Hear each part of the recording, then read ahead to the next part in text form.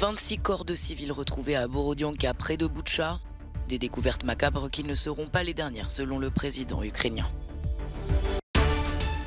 Une nouvelle attaque à Tel Aviv a fait 2 morts et de nombreux blessés ce jeudi.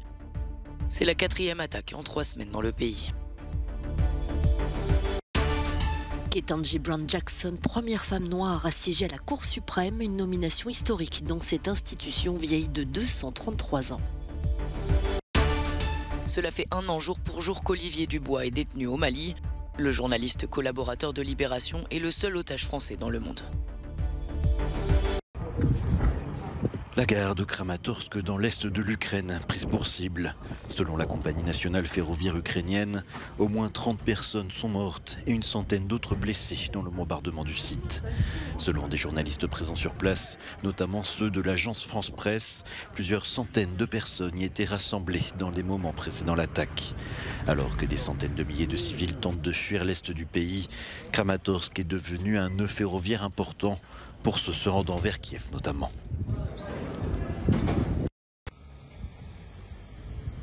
Jour après jour, l'Ukraine découvre l'étendue des dégâts causés dans des régions désormais abandonnées par les forces russes.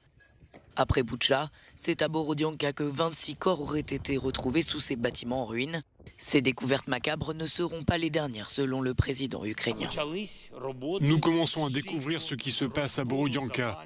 C'est bien pire là-bas. Encore plus de victimes des occupants russes. Et que se passera-t-il lorsque le monde apprendra toute la vérité sur ce que l'armée russe a fait à Mariupol? Là-bas, dans toutes les rues, c'est la même chose que ce que le monde a vu à Boutcha et dans d'autres villes de la région de Kiev après le retrait des troupes russes.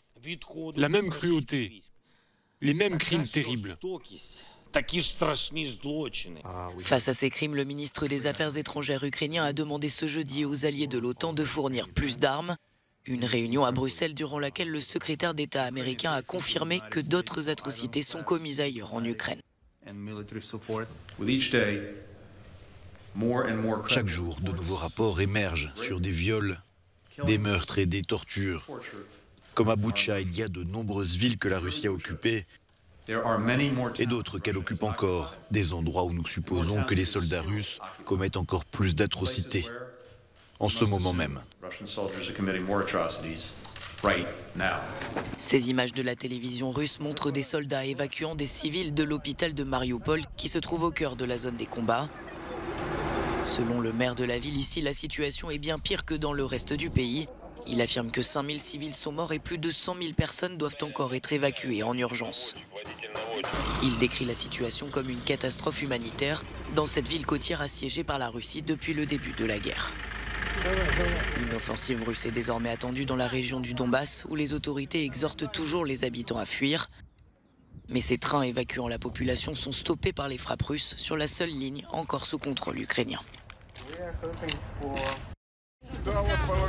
C'est peut-être leur dernière chance de quitter une région promise au feu des bombes russes.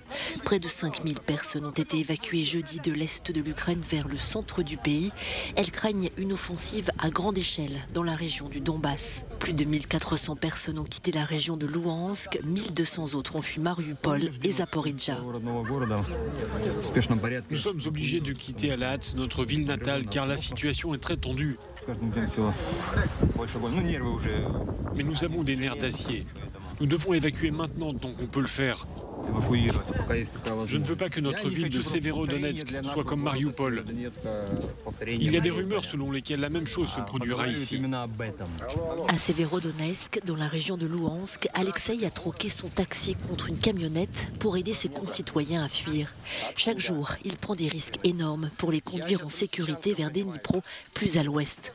Un geste solidaire et courageux sous le bruit des bombes, alors que la ligne de front est aux portes de la ville. On n'est pas obligé de prendre les armes ou de rejoindre la défense territoriale. On peut aider d'une autre manière. Les autorités ukrainiennes ont multiplié ces dernières heures les appels aux civils à quitter immédiatement la zone. Elles affirment que les forces russes sont en train de couper toutes les voies de sortie. Moscou dit vouloir repositionner ses forces dans l'est de l'Ukraine.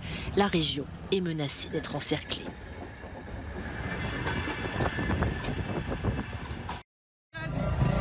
Nouvelle Nouvelle attaque à Tel Aviv. Au moins 2 personnes ont été tuées et de nombreux autres blessés ce jeudi, plongeant la ville israélienne dans le chaos.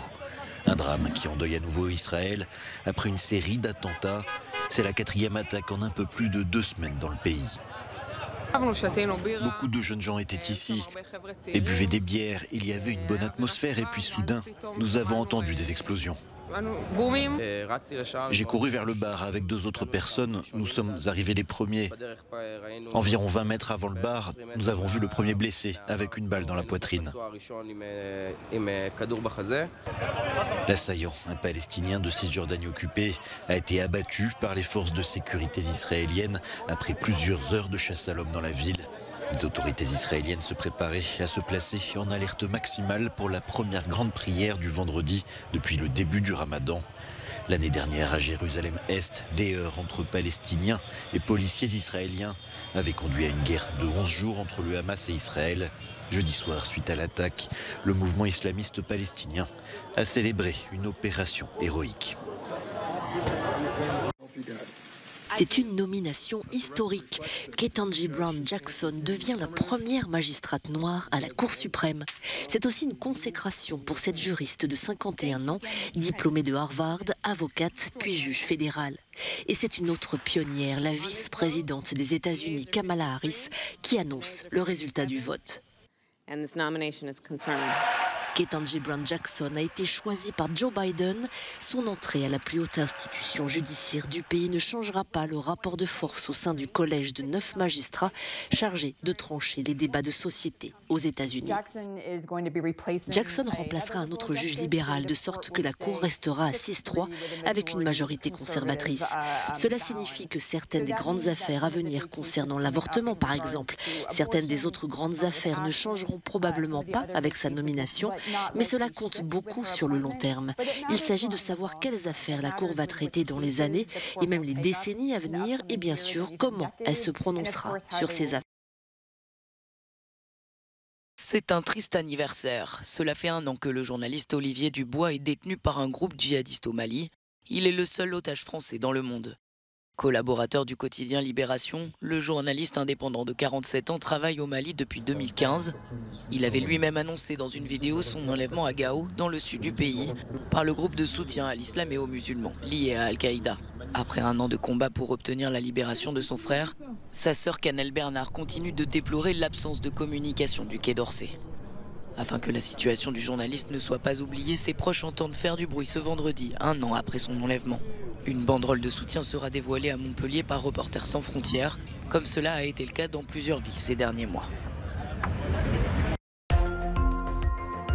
Au Pérou, le gouvernement a déclaré l'état d'urgence sur les axes routiers pendant 1 mois, une décision prise face à la recrudescence de la violence lors des manifestations contre le président et l'augmentation du prix des carburants. 6 personnes seraient décédées dans le pays en moins de 2 semaines. Les mobilisations se poursuivent dans plusieurs régions.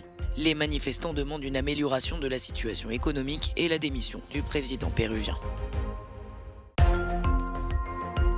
Après d'interminables négociations, le Fonds monétaire international a annoncé un accord de principe avec le Liban pour un plan d'aide de 3 milliards de dollars. Le pays du Cèdre devra toutefois lancer une série de réformes avant que ce dispositif financier ne devienne effectif. Une aide bienvenue dans ce pays qui traverse l'une des pires crises économiques de son histoire.